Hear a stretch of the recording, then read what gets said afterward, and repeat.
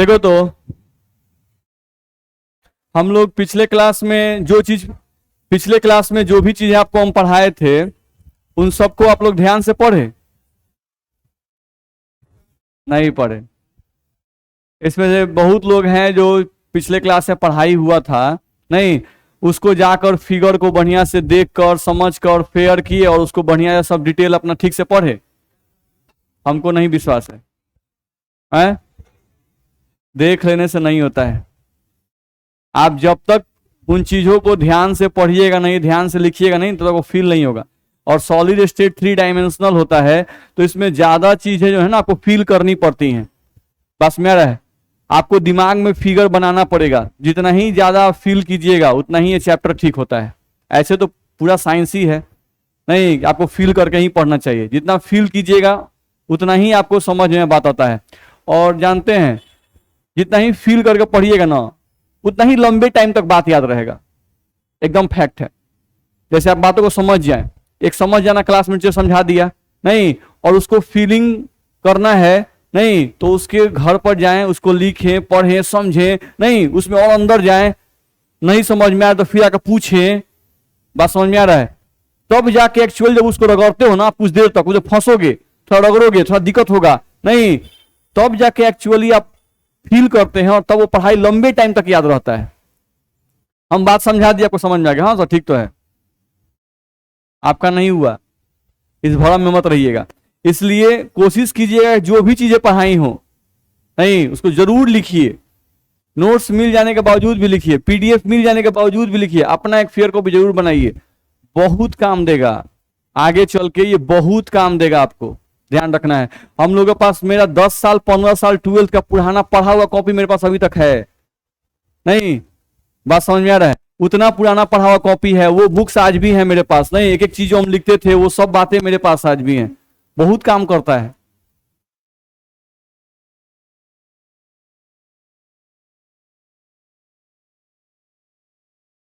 चलिए, तो हम लोग पढ़ाए थे, तो इसमें आपको दिक्कत अगर कहीं भी हो तो आप पूछ सकते हैं। अगर हम पिछले क्लास में जो बातें आपको पढ़ाए थे, फिगर वाइज जो बातों को पढ़ाए थे, वो बातें सब समझ में आई थी?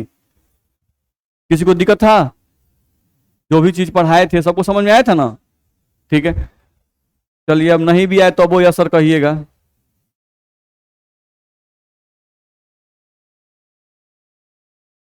देखा जाए, हम लोग यहीं शायद पढ़ना था हम लोग को।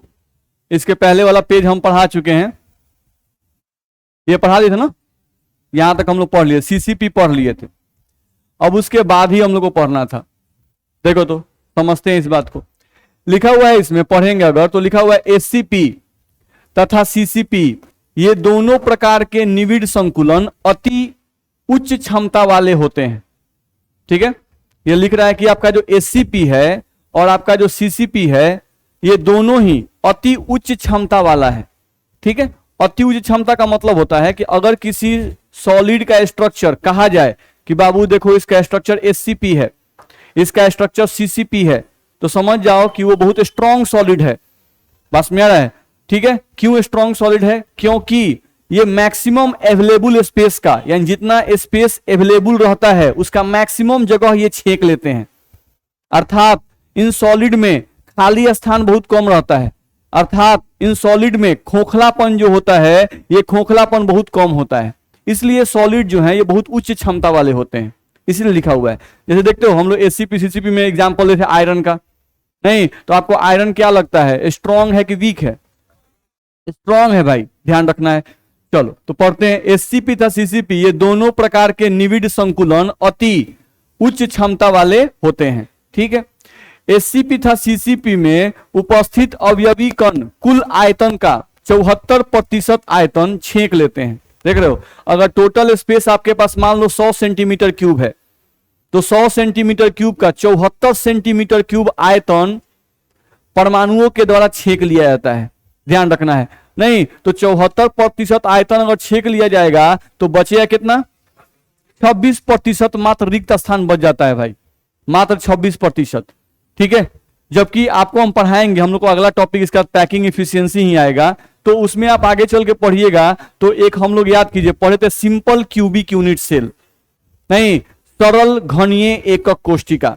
तो जब उसका निकालिएगा आप, उसका जब निकालिएगा तो 52.4% आता है। बस मेरा है तो 52.4% आया। इसका मतलब हुआ कि कुल आयतन में से मात्र 52% जगह परमाणुओं के द्वारा छेका गया। और एससीपी और सीसीपी में देख रहे हैं 74% जगह परमाणुओं के द्वारा छेक लिया गया। तो सजावट कौन सा अच्छा, एससीपी और सीसीपी सजावट ज्यादा अच्छा कहा जाएगा। बस में आ रहा है, नहीं होता है कि दो बच्चों को सेम वीआईपी दे दिया गया, नहीं, दो बच्चे को सेम वीआईपी, सेम साइज का वीआईपी दे दिया गया, कपड़ा उठा के दोनों को दे दिया गया। बस में आ रहा है कि देखो बाबू तुमको इतना कपड़ा अरेंज कर देना है, सेम कपड़ा दूसरे बच्चे को भी दे दिया गया। एक बच्चा जो है नहीं, कपड़े को ऐसे अरेंज करके उस वीआईपी में रख रहा है नहीं कि मैक्सिमम से मैक्सिमम कपड़ा उसमें अट गया। बस मेरा एक बच्चा जिसको कपड़ा उतना ही दिया गया, नहीं वो आधा कपड़ा हटाया, अब आधा कपड़ा का इसमें जगह है नहीं है, कहां हटाएंगे, नहीं। जबकि वो बच्चा जिसको, एक बच्चे को और आप वही वीआईपी दिए थे, सेम कपड़ा दिए थे, नहीं, लेकिन वो बच्चा जो है क्या कर दिया, ज्यादा उतना ही कपड़े को उतने अच्छे तरीके से अरेंज किया कि आसानी से सब कपड़ा उस वीआईपी में अट गया। और एक बच्चे से जो है आधा कपड़ा अटा, आधा कपड़ा बाहरे है। तो आप अच्छा सजावट किसको कहिएगा, पहले वाले को, नहीं जो बढ़िया से सब चीज को अरेंज कर दिया। तो सेम एससीपी और सीसीपी में परमाणुओं का सजावट कुछ इस तरह से होता है कि वो अवेलेबल स्पेस का मैक्सिमम स्पेस ऑक्युपाई कर लेते हैं, ठीक है। जबकि सीसीपी जो होता है वो अवेलेबल स्पेस का मैक्सिमम स्पेस ऑक्युपाई नहीं कर पाता है। अगर 100 सेंटीमीटर क्यूब आयतन है तो लगभग 52% जगह ही परमाणुओं के द्वारा छेका जाता है, बाकी जगह क्या रहता है, खाली रह जाता है। दिक्कत है नहीं, तो ये ध्यान रखना है। चलो ये बात आप पर भी लागू होती है। देखा जाए यहां लिखा हुआ है एससीपी तथा सीसीपी में प्रत्येक गोला 12 गोलों के संपर्क में रहता है। प्रत्येक गोला जो है वह 12 गोलों के संपर्क में रहता है, इसलिए इन दोनों संरचनाओं का उप संयोजन संख्या क्या होगा, 12 होता है। ठीक है, समझ लेते हैं, देखा जाए।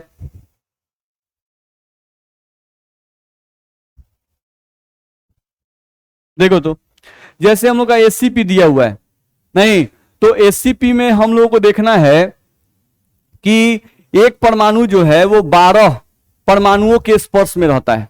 एक परमाणु 12 परमाणुओं के स्पर्श में रहता है। चेक करते हैं, जैसे ये परमाणु जो है, इस परमाणु को ध्यान से तुम देखोगे, ये जो गोल परमाणु यहां पर किया गया है,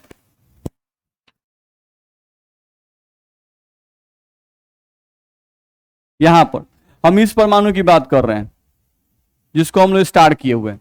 ठीक है, अब इस परमाणु कितने परमाणु स्पर्श कर रहे हैं बाबू, 1 2 3 4 5 6, ये 6 इसके अपने लेयर के हैं, 6 इसके अपने लेयर के हैं। ठीक है, जो इस तरह से है, एक परमाणु बीच में, बाकी 6 इस तरह से हैं। ठीक है, अब ये 3 परमाणु इसके ऊपर रखे रहेंगे कि नहीं होंगे, होंगे।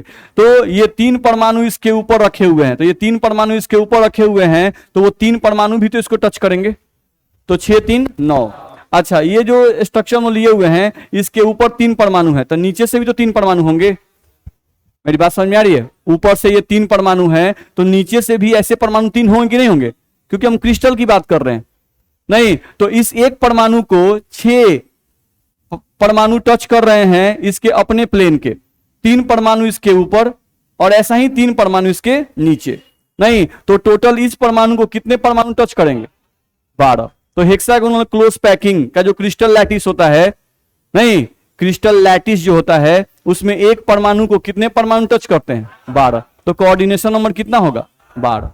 हम बताए हैं कोऑर्डिनेशन नंबर का मतलब क्या होता है, किसी भी एक क्रिस्टल लैटिस में एक परमाणु को जितने दूसरे परमाणु स्पर्श करते हैं उन परमाणुओं की संख्या को ही उप संयोजन संख्या यानी कोऑर्डिनेशन नंबर कहते हैं। इसमें दिक्कत है, समझते हैं आप। चलिए आगे हम लोग बढ़ जाएं, देखा जाए।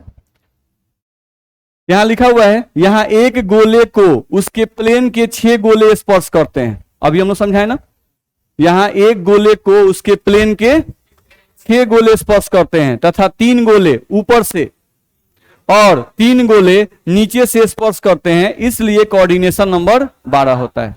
बोलो, इसमें जितनी भी लाइनें लिखी गई हैं इसमें किसी को भी परेशानी है, आगे बढ़ सकते हैं। चलो अगले पॉइंट पे आते हैं।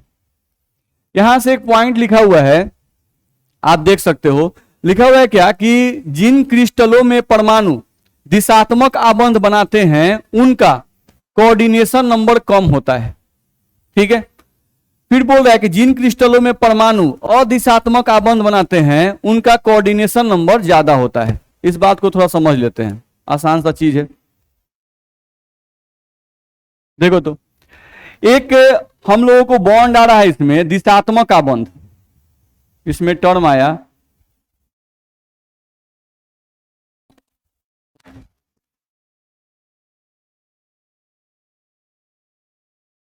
दिशात्मक आबंध। तो दिशात्मक आबंध यानी कि अगर दो परमाणु एक दूसरे के नजदीक आ रहे हैं, नहीं तो वो खास डायरेक्शन में जब नजदीक आएंगे तभी आबंध का निर्माण होगा। अगर गलत डायरेक्शन में आएंगे तो आबंध का निर्माण नहीं होगा। जैसे अगर थोड़ा बहुत भी आप अगर क्लास 11th में केमिकल बॉन्डिंग चैप्टर आता है, अगर आप पढ़े होंगे तो थोड़ा सा उसमें एक बात बताया जाता है। जैसे एक ऑर्बिटल का शेप होता है px, ये मान लो px है, ये px आकृति है जिसमें एक इलेक्ट्रॉन है। ठीक है, अब एक हम ऑर्बिटल लेते हैं py, ये आपका py है, ध्यान रखना है। मान लो कि एक परमाणु है नहीं जिसके पास ये कक्षक है px, तो देखो तो इसका जो इलेक्ट्रॉन है वो कहां है, x एक्सिस पर, इसका इलेक्ट्रॉन जो है वो कहां है, y एक्सिस पर। नहीं तो इनके बीच में कभी भी बॉन्ड नहीं बनेगा। बात में आ रहा है? ठीक है, इनके बीच बॉन्ड नहीं बनेगा।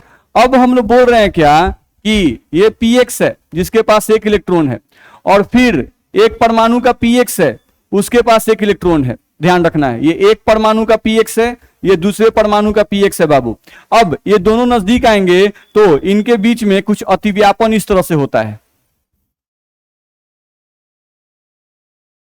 नहीं तो यहां पर px और px आपस में कंबाइन कर गए और यहां एक बॉन्ड बन गया जिस बॉन्ड को सिग्मा बॉन्ड कहते थे। ठीक है, तो मेरे कहने का सेंस है कि ये दिशात्मक आबंध बना। दिशात्मक का मतलब हुआ कि ये px py से अभिक्रिया नहीं कर सकता है, ये px pz से अभिक्रिया नहीं कर सकता है, ये px जब भी अभिक्रिया करेगा px से ही अभिक्रिया करेगा। तो अगर इस तरह का आबंध बने, कंडीशन दे दिया कि नहीं ये इसी से अभिक्रिया करेगा, तो वो दिशात्मक हो गया। क्या हो गया, दिशात्मक। ठीक है, तो ये आपका दिशात्मक हो गया, ध्यान रखना है। अब एक होता है अदिशात्मक, समझो।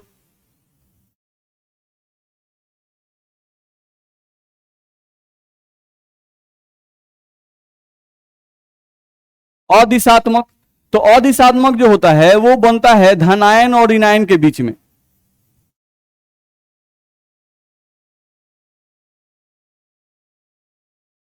अदिशात्मक आबंध बनता है धनायन तथा ऋणायन के बीच में। जैसे मान लो कोई धनायन है, ये प्लस है, ठीक है, अब इस पर ऋणायन को चिपकना है, ये माइनस है। एक परमाणु है जिस पर प्लस चार्ज है और एक परमाणु है जिस पर माइनस चार्ज है। तो इस परमाणु को अगर चिपकना है इस पर, तो चिपकने के लिए कोई जरूरी नहीं है कि वो इसी डायरेक्शन में चिपकेगा। ये ऊपर से भी आके चिपक सकता है, ये इधर तिरछा होकर भी चिपक सकता है, नहीं बैक से भी आके चिपक सकता है, किधर से भी ये आके चिपक सकता है। ऐसा होगा कि नहीं होगा? तो आयनिक यानी धनायन और ऋणायन के बीच में जो आबंध बनता है उसे हम लोग आयनिक आबंध कहते हैं। तो आयनिक आबंध जो होते हैं ये अदिशात्मक होते हैं। ठीक है, और ये जो बॉन्ड हम बनाए इसे हम लोग कहते हैं सहसंयोजी आबंध। तो जो सहसंयोजी आबंध होते हैं वो दिशात्मक होते हैं। ठीक है, तो जो आबंध दिशात्मक होगा, ध्यान रखना है, जो आबंध दिशात्मक होगा उसमें एक परमाणु से, जैसे ए कोई परमाणु है, अब इसका दिशा है कि भाई ये जब भी अभिक्रिया करेगा तो ए बी से इधर से ही अभिक्रिया करेगा या इधर से ही अभिक्रिया करेगा। तो ए के साथ कई गो बी चपका, 2 गो। तो यहां पर ए के साथ 2 बी चपका, तो यहां पे कोऑर्डिनेशन नंबर कितना, 2। लेकिन यहां पर देखो तो एक प्लस के साथ माइनस किसी भी डायरेक्शन से चिपक सकता है। तो इस प्लस के साथ अगर हम माइनस इतना चिपका रहे हैं, नहीं इतना माइनस, तो इस प्लस का कोऑर्डिनेशन नंबर कितना हो जाएगा, काउंट कर लो, 1 2 3 4 5 6 7। तो इसका कोऑर्डिनेशन नंबर कितना हो जाएगा, 7। जब दिशा परिभाषित नहीं है भाई तो कहीं से भी आके चिपक सकता है। इधर से इधर से इधर से चारों तरफ से अगर चिपक गया तो यहां पर ज्यादा आयनों के नहीं चिपकने की संभावना है, तो यहां पर कोऑर्डिनेशन नंबर ज्यादा हो जाएगा। यानी यहां पर एक धनायन बहुत सारे ऋणायनों को स्पर्श करेगा, तो एक धनायन का कोई पूछे कि बताओ इसका कोऑर्डिनेशन नंबर यहां पर ज्यादा कि कम, तो ज्यादा।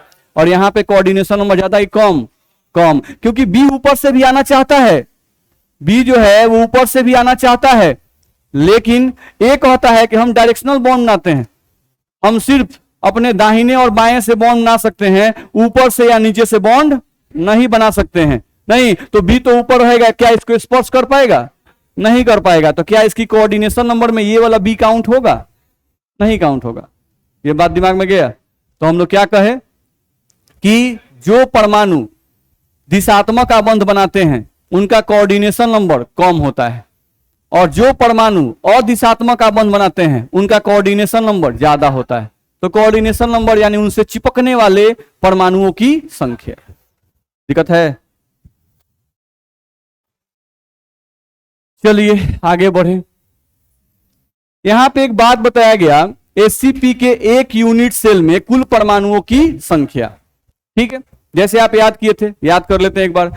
सिंपल क्यूबिक यूनिट सेल, सरल घनीय एकक कोष्टिका में परमाणुओं की संख्या थी, क्योंकि सरल घनीय एकक कोष्टिका में अवयवी कण कहां रहते हैं? कॉर्नर पर। एक कॉर्नर पर 1/8 परमाणु नहीं, तो इसलिए 1/8 को 8 बार जोड़ते थे तो कुल परमाणु कितना याद है? सेम बीसीसी में कितने परमाणु? 2 नहीं, कॉर्नर पर और बॉडी के केंद्र पर, तो कॉर्नर पर 1 परमाणु और बॉडी केंद्र पर 1 परमाणु, टोटल परमाणु 2। एफसीसी फलक केंद्रित एकक कोष्टिका कितने? 4, कॉर्नर पर 1 और फलक के केंद्र पर 3। बस में आ रहा है, तो 3 और 1 4। ठीक था? नहीं, अब आता है एससीपी। नहीं, एससीपी जो है ये भी आपका बिहार बोर्ड का नॉर्मल क्वेश्चन है कि हेक्सागोनल क्लोज पैकिंग जो है इसमें अवयवी कण एक यूनिट सेल में अवयवी कण कितने रहते हैं ये आपको चेक करना है। नहीं तो आपके पास फिगर सामने है,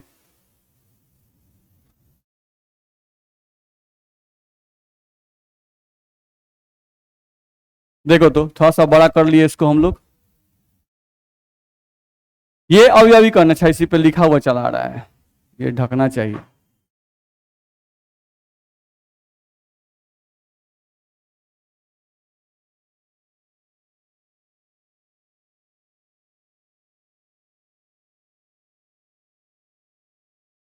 चलो देखा जाए, यहां पर अगर हम लोग ध्यान दें इसमें थोड़ा सा, तो हम लोग को देखना है कि एक ये हमारा एक हेक्सागोनल क्लोज पैकिंग है। ठीक है, ये एक हेक्सागोनल क्लोज पैकिंग है। अब इसमें हेक्सागोनल क्लोज पैकिंग में सबसे पहले देखो, इसमें बाबू तुम लोग सबसे पहले कॉर्नर काउंट करो कि हेक्सागोनल क्लोज पैकिंग में कॉर्नर कितने होते हैं। नहीं तो हेक्सागोनल तो 6 नीचे 6 ऊपर 12, देख सकते हो तुम कॉर्नर। देखो बाबू, ये कॉर्नर पर आइटम रखा हुआ है जो हम रेड कलर से दिखा रहे हैं, कहां है? कॉर्नर पर। ये तुम्हारा कॉर्नर पर है, ध्यान रखना है। 1 2 देखो हेक्सागोनल, ये जो हम लाइन खींच रहे हैं वही हेक्सागोन है। ठीक है, तो कॉर्नर पर देख लो 1 2 3 4 5 6, तो कितने कॉर्नर दिखाई दिए यहां पर? नीचे 6, ऊपर आ जाओ।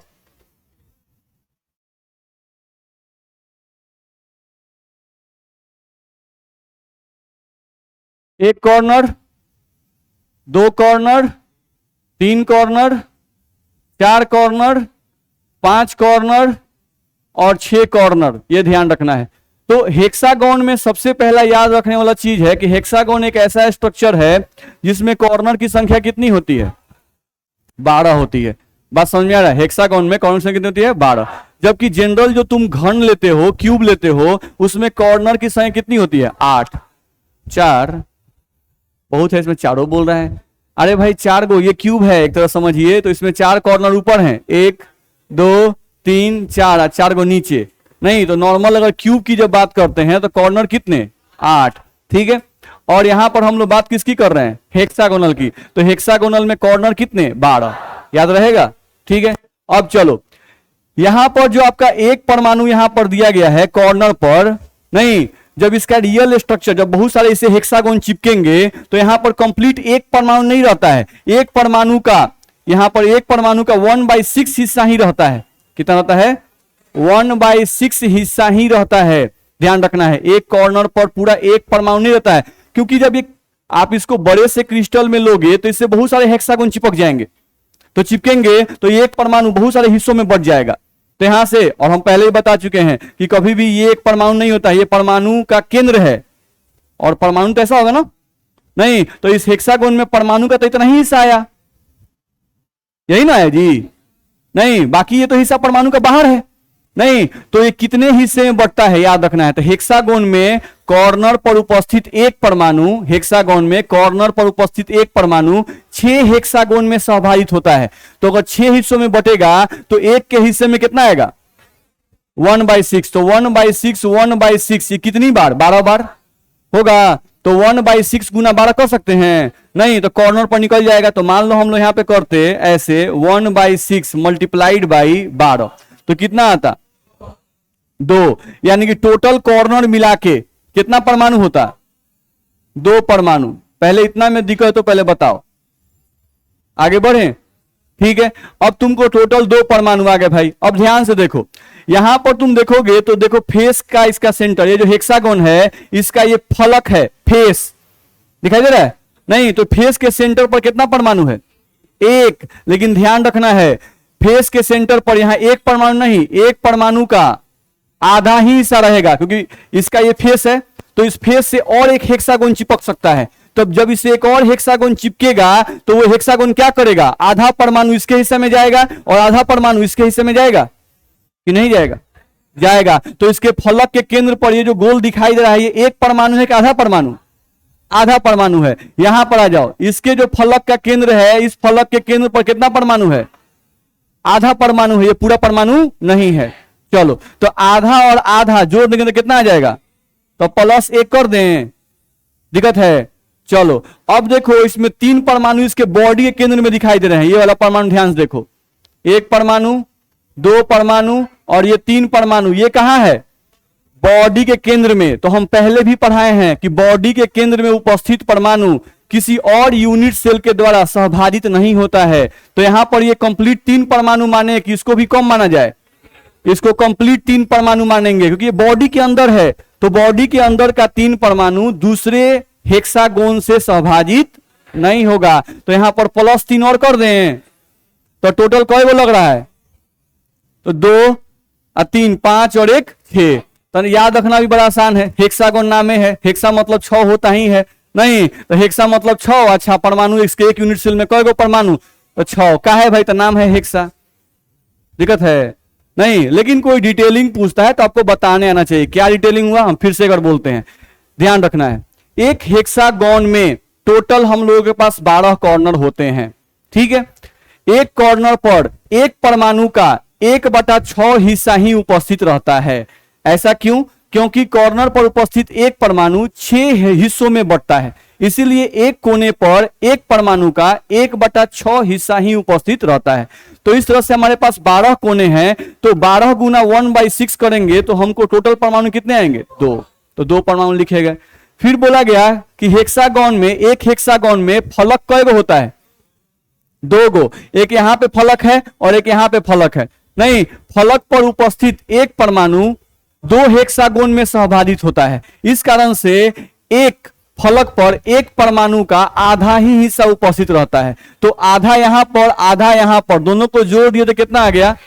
1 परमाणु आ गया। नहीं, साथ साथ हेक्सागोन में याद रखना है कि हेक्सागोन में 3 परमाणु इसके बॉडी के केंद्र में रहते हैं। तो बॉडी केंद्र में जो 3 परमाणु रहते हैं, ये किसी और परमाणुओं के, किसी और यूनिट सेल के द्वारा सहभाजित नहीं होते हैं, तो उनको कंप्लीट 3 लिखा जाता है।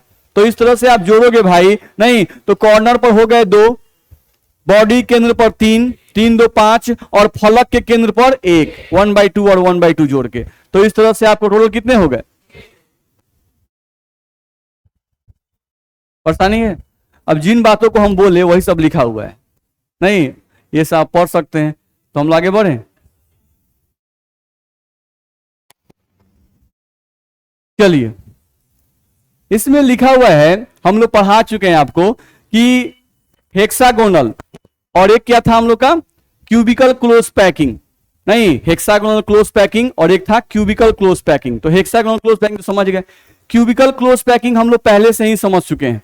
क्यूबिकल क्लोज पैकिंग में बताया गया है, क्यूबिकल क्लोज पैकिंग किसकी तरह होता है, एफसीसी की तरह, face centred cubic unit cell की तरह होता है, ध्यान रखना है। तो आप एफसीसी में कुल परमाणु कितना याद किए हैं, 4, तो सीसीपी में कुल परमाणु कितना होगा, 4 होगा, बस मेरा है। तो ये भी आपके बिहार बोर्ड में नॉर्मल क्वेश्चन पूछा जाता है, नहीं कि एससीपी में कुल परमाणुओं की संख्या 4, सीसीपी में कुल परमाणु की संख्या 4, नहीं सब में 4 है, वही बताइए। तो हम एससीपी में 4 तो हाँ 4, सीसीपी में 4 तो हाँ 4, सब में 4।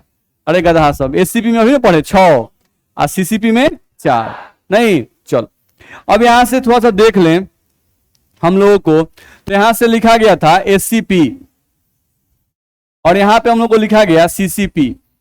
तो इन दोनों को तुम ध्यान से देखोगे, बड़ा ऐसे क्वेश्चन पूछता है। नहीं तो एक तो इनके में कॉमन क्या है, तो कोऑर्डिनेशन नंबर इसका भी 12 होता है और कोऑर्डिनेशन नंबर इसका भी कितना होता है, 12, ये समानता है। आप इनका पैकिंग इफिशियंसी देखोगे, संकुलन क्षमता जिसको हम लोग बोलते हैं,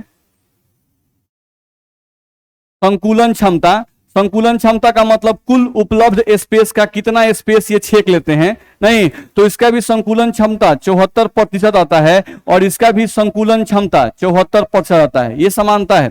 आप रिक्त स्थान की बात करो, नहीं तो रिक्ति इसमें भी 26% ही आता है और इसमें भी रिक्ति 26% ही आता है। डिफरेंस क्या है, एक यूनिट सेल में परमाणुओं की संख्या, एक यूनिट सेल में परमाणुओं की संख्या,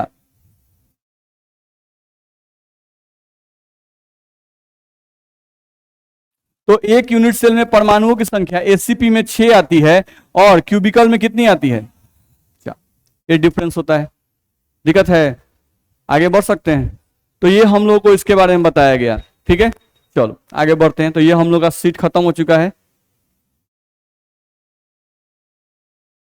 इसका पीडीएफ हम भेज चुके हैं ना, आए ये वाला तो फिर से भेज दें। चलिए, हमको क्या लग रहा है,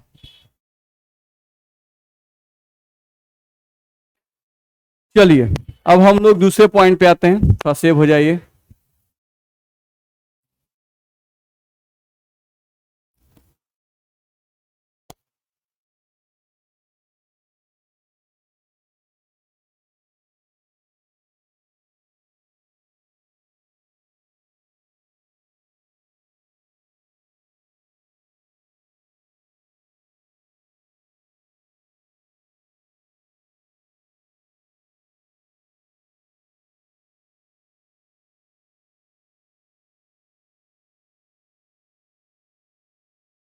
चलिए अब अगले पॉइंट पे आ जाएं, थोड़ा समझने कुछ। कोऑर्डिनेशन नंबर जानते हैं पहले से, कोऑर्डिनेशन नंबर पहले से जानते हैं ना, हम लोग इसका लिखवा चुके हैं पहले से। किसी भी एक क्रिस्टल में एक अवयवी कण को जितने दूसरे अवयवी कण स्पर्श करते हैं उन्हीं अवयवी कणों की संख्या को उस क्रिस्टल का उप संयोजन संख्या कहते हैं। ठीक है, पहले आप जानते हैं, हम लोग पढ़ चुके हैं, उसी बात को फिर से लिखा हुआ है।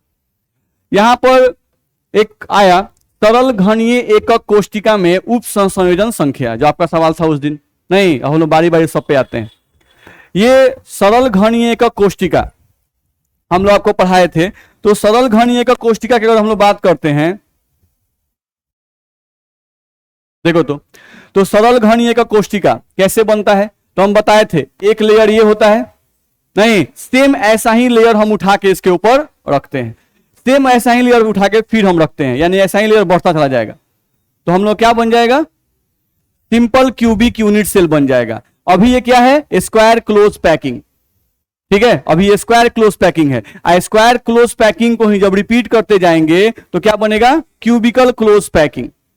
निकल है, नहीं सॉरी गलती बोल रहे हैं, क्यूबिकल क्लोज पैकिंग नहीं, सिंपल क्यूबिक यूनिट सेल।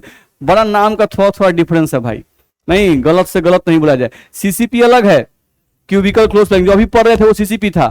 नहीं, और ये है जब हम स्क्वायर क्लोज पैकिंग को रिपीट करेंगे तो क्या बनेगा, सिंपल क्यूबिक यूनिट सेल, सरल घनीय एकक कोशिका। ध्यान रखिएगा स्लिप ऑफ टंग नहीं हो जाए, देखा जाए तो इसमें एक यूनिट सेल ये है। अब इस यूनिट सेल को स्पर्श करने वाले देखें तो कौन कौन सा है, 1 2 3 4, एक इसके ऊपर आएगा 5 और एक इसके नीचे टच करेगा 6, तो कोऑर्डिनेशन नंबर कितना हो सकता है? तो कोई भी पूछेगा कि सिंपल क्यूबिक यूनिट सेल का कोऑर्डिनेशन नंबर कितना होगा तो क्या बताएंगे? 6। सिंपल सी बात है, याद रखना है। चलो अगले पॉइंट पे आ जाए। परमाणु की त्रिज्या तथा सरल घनीय एकक कोशिका के किनारे के बीच संबंध, ठीक है, हम लोग को देखना है। चलो यहां से ध्यान देते हैं। देखो तो हम लोग यहां से ध्यान दें तो हम लोग का एक सिंपल क्यूबिक यूनिट सेल बनाया गया है। अच्छा, सिंपल क्यूबिक यूनिट सेल में अवयवी कण कहां रहते हैं? कॉर्नर पर, यहां पर। अच्छा, ये जो हम पॉइंट दे रहे हैं भाई, ये जो पॉइंट दे रहे हैं बाबू, ये बताओ कि ये एटम है कि एटम का सेंटर है? एटम का सेंटर है, आप जानते हो।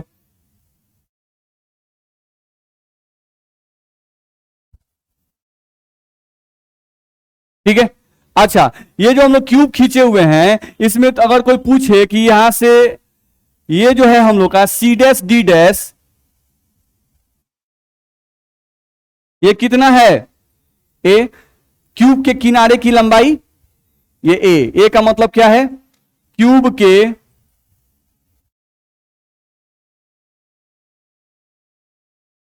किनारे की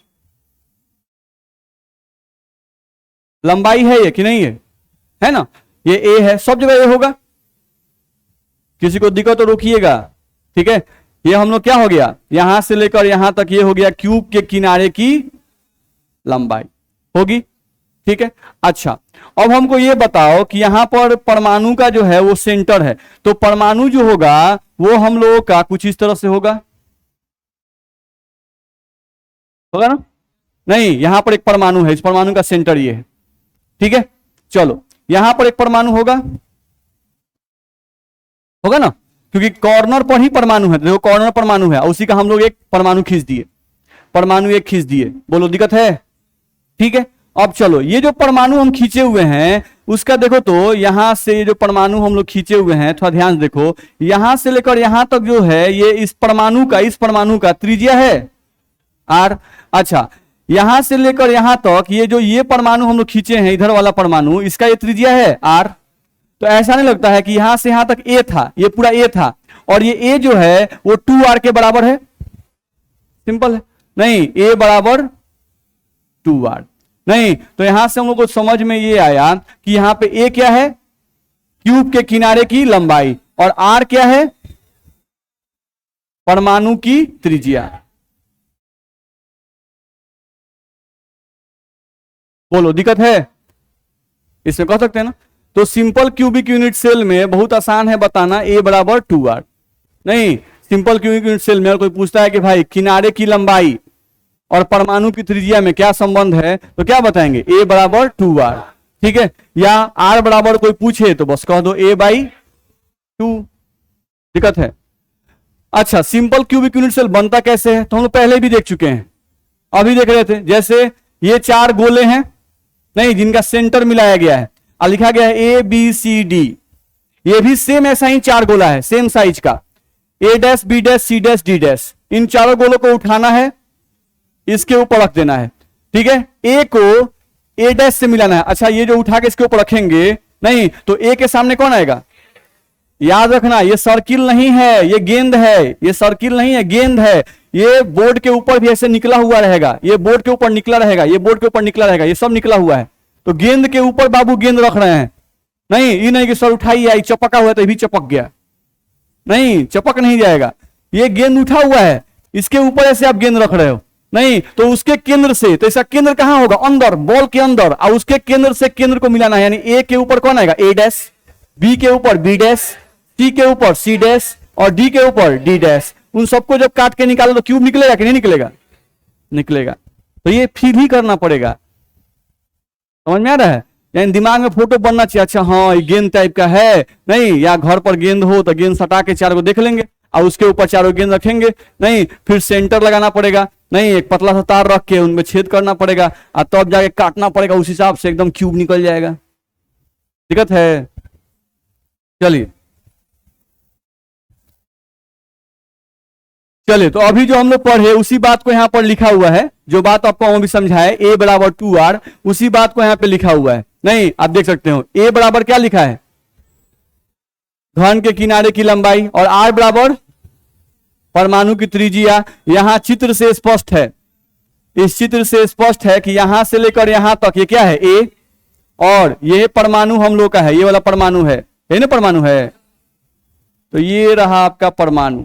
अब इस परमाणु का यहां से यहां तक क्या है r, फिर इस परमाणु के लिए बोलिए ये क्या है r, तो यहां से लेकर यहां तक ये r, और फिर यहां से लेकर यहां तक इस परमाणु का ये r था, r 2r, नहीं और ये पूरा क्यूब का किनारा हो गया था, ये a हो गया था, a बराबर 2r।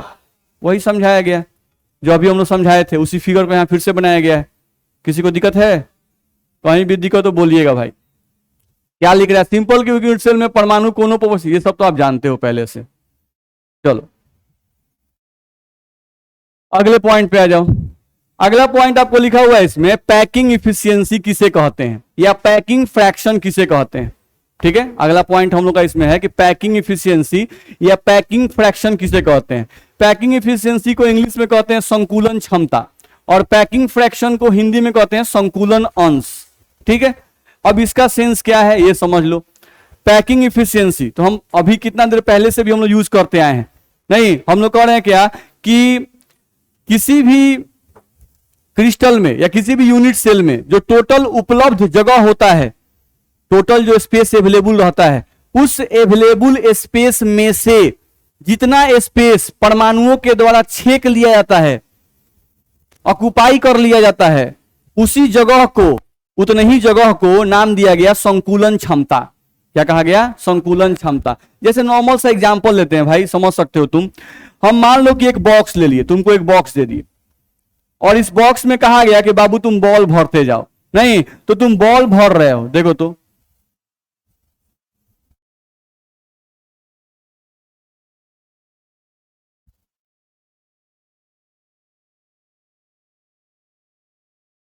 इस बॉक्स में हम बॉल भर दिए। नहीं तो बॉक्स जो था, उस बॉक्स का बहुत सारा जगह जो है वो परमाणुओं के द्वारा छेक लिया गया। नहीं लेकिन अभी भी कुछ जगह खाली रह गया। आप देख सकते हैं कि अभी भी कुछ जगह जो खाली रह गया, यहां पर, यहां पर, यहां पर, यहां पर, यहां पर, यहां पर, ये सब जगह खाली नहीं है क्या? है। तो कभी भी आपको परमाणु दिया जाए तो परमाणु का आकार गोलाकार होता है। नहीं कभी भी टोटल आयतन का जितना स्पेस आपके पास है, टोटल आयतन मतलब क्या? जितना स्पेस आपके पास है, आपको गोल गोल कोई गेंद दे दे, आप कहे कि बाबू बॉक्स में भर दो। नहीं, अब बॉक्स का आयतन आपको बोल दिया कि बॉक्स का आयतन 100 सेंटीमीटर क्यूब है। ठीक है, और आपको गेंद दे दिया कि इस जो गेंद है इससे इस बॉक्स को भर दो, तो आप बॉक्स भर दिए। तो क्या बॉक्स का हर एक जगह परमाणुओं के द्वारा छेक लिया जाएगा? क्या उस बॉक्स में थोड़ा भी जगह नहीं बचेगा? बचेगा। कभी भी ऐसा नहीं होगा कि आपका जो परमाणु है वो टोटल आयतन को छेक लेगा, ऐसा नहीं होगा, कुछ ना कुछ स्पेस खाली रह जाएगा। नहीं तो इस बॉक्स का जितना आयतन परमाणुओं के द्वारा छेक लिया गया, नहीं उसे ही आप कहते हैं संकुलन क्षमता। नहीं और जो जगह बच गया वो कहलाता है रिक्ति, वॉइड्स। क्या कहलाता है? रिक्ति या वॉइड्स। मेरी बात कुछ दिमाग में जा रही है? पढ़ते हैं। लिखा हुआ है किसी भी संकुलन में यानी पैकिंग में, जब आप कोई पैकिंग करते हो, परमाणुओं से कोई पैकिंग कर रहे हो, किसी भी संकुलन यानी पैकिंग में अवयवी कणों के द्वारा संपूर्ण स्पेस यानी टोटल जो स्पेस है, संपूर्ण स्पेस, क्या लिखा हुआ है? किसी भी संकुलन में अवयवी कणों के द्वारा संपूर्ण स्पेस अध्यासित नहीं किया जाता है, कुछ रिक्त स्थान जरूर बच जाता है, जो अभी हम लोग बता रहे थे। फिर यहां पे लिखा हुआ है किसी संकुलन में उपलब्ध स्थान का वह प्रतिशत स्थान, उपलब्ध स्थान का वह प्रतिशत स्थान जो अवयवी कणों के द्वारा अध्यासित किया जाता है, संकुलन क्षमता कहलाता है। तो जो बात समझा है वही बात लिखा हुआ है। किसी को कोई कंफ्यूजन हो तो पूछ सकते हैं भाई। आप लोग के मन में कोनो क्वेश्चन हो तो पूछते चलिएगा, आगे बढ़े। मतलब आप लोग को तो है कि सब ठीक है कह दीजिए का, हम लोग को कंफ्यूजन होता ही नहीं है सर, ध्यान रखना है। चलिए अब यहां से देखा जाए तो यहां से क्या लिया गया है, यहां लिखा हुआ है भी, ठीक है, भी यानी आयतन, ठीक है। अब ये किसका आयतन है, तो लिखा हुआ है एक एकक कोष्टिका का आयतन। यहां पे हम ऐड कर दे रहे हैं एक एकक कोष्टिका का आयतन, यहां पर यूनिट ऐड कर दे रहे हैं, कुछ भी यूनिट हो सकता है लेकिन हम यहां पे ऐड कर दे रहे हैं सेंटीमीटर क्यूब में, ठीक है। मान लो कि एक यूनिट सेल है जिसका आयतन कितना है 20 सेंटीमीटर क्यूब, कितना आयतन है 20 सेंटीमीटर क्यूब। चलो अब चलो उस यूनिट सेल में तुम परमाणु भरे हुए हो, उस यूनिट सेल में तुम परमाणु भरे हुए हो। चलो तो उस यूनिट सेल में जो परमाणु भरे हुए हो उन परमाणुओं का आयतन क्या लिखा गया V डैश, तो लिखा हुआ है V डैश बराबर अवयवी कणों का आयतन जो एक एकक कोष्टिका में उपस्थित है। दिक्कत है। चलो तो क्या क्या समझ में आया कि जो 20 सेंटीमीटर क्यूब है ये किसका आयतन है, ये किसका आयतन है क्यूब का, और जो V डैश सेंटीमीटर क्यूब है ये किसका आयतन है परमाणुओं का जो क्यूब में भरे गए हैं, ये हम लोगों का है परमाणुओं का आयतन, वही आपको यहां से लिखा गया। चलो अब यहां से आ जाएं तो उसी बात को लिखा गया, क्या लिखा गया भाई कि 20 सेंटीमीटर क्यूब आयतन, 20 सेंटीमीटर क्यूब का टोटल आयतन है, नहीं इस टोटल आयतन में से कितना आयतन परमाणुओं के द्वारा छेका गया V डैश, तो वही लिखा हुआ है पढ़िए आप V डैश, यहां पे हम ऐड कर दें 20 सेंटीमीटर, यहां पर V डैश। चलो 20 सेंटीमीटर क्यूब आयतन में से 20 सेंटीमीटर क्यूब आयतन में से अवयवी कणों के द्वारा V डैश सेंटीमीटर क्यूब आयतन छेका जा रहा है, ठीक है। टोटल आयतन कितना 20 सेंटीमीटर क्यूब। अब 20 सेंटीमीटर क्यूब आयतन में से अवयवी कणों के द्वारा V डैश सेंटीमीटर क्यूब आयतन छेका जा रहा है, तो इसलिए 100 सेंटीमीटर क्यूब आयतन में से अवयवी कणों के द्वारा कितना आयतन छेका जाएगा, तो सॉरी हम लोग गलती कर रहे हैं ना, यहां पर हम लोग आ जाएगा ऊपर आ जाएगा V डैश, एक मिनट, 20 सेंटीमीटर क्यूब आयतन में से अवयवी कणों के द्वारा V डैश आयतन छेका गया, सही है। तो 100 सेंटीमीटर क्यूब आयतन में से अवयवी कणों के द्वारा, चेंज कर दें थोड़ा सा हम लोग गलती लिखाया हुआ है, कितना छेका जाएगा, तो हम लोग का ऊपर आ जाएगा V डैश और ये नीचे वाला V डैश हट जाएगा। चलिए सुधारा जाए, ये हो गया हम लोग का V डैश बटा V, होगा नहीं तो सब जगह सुधारना पड़ेगा हम लोग को, सॉरी यहां सुधारिए, यहां सुधारिए। चलिए तो यहां से क्या हो जाएगा हम लोग का V डैश बटा V होगा। तो संकुलन क्षमता हम लोग को निकालना था, तो संकुलन क्षमता का मतलब ही बताया गया कि 100 सेंटीमीटर क्यूब आयतन में से कितना आयतन परमाणुओं के द्वारा छेका जाएगा, वो निकाल दो। तो क्या आ गया V डैश बटा V मल्टीप्लाइड बाई 100। अगर हम लोग को संकुलन अंश निकालना है तो संकुलन अंश का मतलब क्या होगा समझो, अभी जो डेफिनेशन आप लिखे थे थोड़ा पीछे ठीक से देख लो, क्या लिखे थे, किसी संकुलन में उपलब्ध स्थान का वह प्रतिशत स्थान, तो जब भी प्रतिशत स्थान बोलता है तो इसका मतलब है कि 100 सेंटीमीटर क्यूब आयतन में से कितना आयतन परमाणुओं के द्वारा छेका गया वो निकाल लो, तो ये होता है प्रतिशत स्थान निकालना। नहीं, अब इसी को हम लोग बोले ऐसा कि किसी भी संकुलन में उपलब्ध स्थान का वह अंश स्थान, तो अंश स्थान निकालना होगा, तो इसका मतलब हुआ कि आयतन मानेंगे 1 सेंटीमीटर क्यूब आयतन में से कितना आयतन परमाणुओं के द्वारा छेका गया। जब भी प्रतिशत की बात करेंगे तो इसका मतलब हुआ कि 100 सेंटीमीटर क्यूब आयतन में से कितना आयतन परमाणुओं के द्वारा छेका गया। जब भी हम लोग प्रतिशत निकालेंगे तो इसका मतलब ये होता है। और कोई कहे कि नहीं फ्रैक्शन निकालो, अंश निकालो, नहीं, तो फ्रैक्शन या अंश का मतलब होता है कि टोटल आयतन अब हो गया 1 सेंटीमीटर क्यूब, 1 सेंटीमीटर क्यूब आयतन में से कितना आयतन परमाणुओं के द्वारा छेका गया, अगर आप ये निकाल दिए तो क्या निकल जाएगा, संकुलन अंश निकल जाएगा। बोलो इससे परेशानी है, नहीं तो आप निकाल सकते हो आसानी से। तो वही संकुलन अंश निकाला गया। तो देखो तो 20 सेंटीमीटर क्यूब आयतन में से अवयवी कणों के द्वारा V डैश सेंटीमीटर क्यूब आयतन छेका जा रहा है, नहीं तो अगर हम 100 के जगह पर यहां पे 1 रखते भाई, 100 की जगह पर क्या रखते 1 रखते तो 1 सेंटीमीटर क्यूब आयतन में से अवयवीकरण द्वारा कितना छेका जाता? v डैश बटा v। ये 100 नहीं रहता। ये 100 कब आएगा? जब प्रतिशत में निकालेंगे तब। अब ये अंश में निकालेंगे तो मल्टीप्लाइड बाई 1 आएगा, यानी हमारा पैकिंग अंश का फॉर्मूला क्या बनेगा? v डैश बटा v। बोलो दिक्कत है किसी को? आगे बढ़ सकते हैं? देखा जाए। अब अगर हम लोग को रिक्तियां निकालनी है, नहीं तो रिक्तियां आप कैसे निकालते हो? अगर 100 में से निकालना है, यानी टोटल स्पेस अगर आप 100 माने हुए हो, 100 नहीं तो 100 में से जितना स्थान परमाणुओं के द्वारा छेका गया उतना घटा दो, अपने खाली स्थान निकल जाएगा। यानी कितना जगह परमाणुओं के द्वारा नहीं छेका गया। बात समझ में आ रहा है? तो क्या करेंगे? 100 माइनस संकुलन क्षमता। जैसे याद करो हम लोग सीसीपी और एससीपी का संकुलन क्षमता 74% बताए थे, तो उसका मतलब था कि 100 सेंटीमीटर क्यूब आयतन में से 74 सेंटीमीटर क्यूब आयतन परमाणुओं के द्वारा छेका जाता है। नहीं तो रिक्ति कितना बच गया? तो 100 माइनस 74 करेंगे 26 आ जाएगा। तो यहां भी तो वही बोल रहा है ना भाई कि रिक्तियां निकालनी है तो 100 माइनस संकुलन क्षमता कर दो।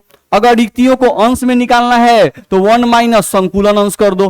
परसेंटेज में निकालना है तो ये काम, फ्रैक्शन में निकालना है तो ये काम। बोलो दिक्कत है किसी को? आगे बढ़े। आप लोग का क्लास नहीं ना है? चलिए तो आज के क्लास में इतना ही पढ़ेंगे, अगले क्लास में आगे बढ़ेंगे।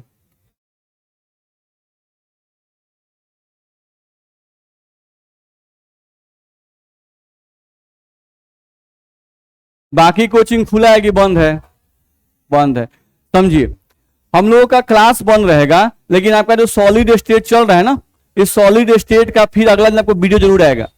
यानी हम लोग क्लास बंद होने के बावजूद भी क्लास चलता रहेगा।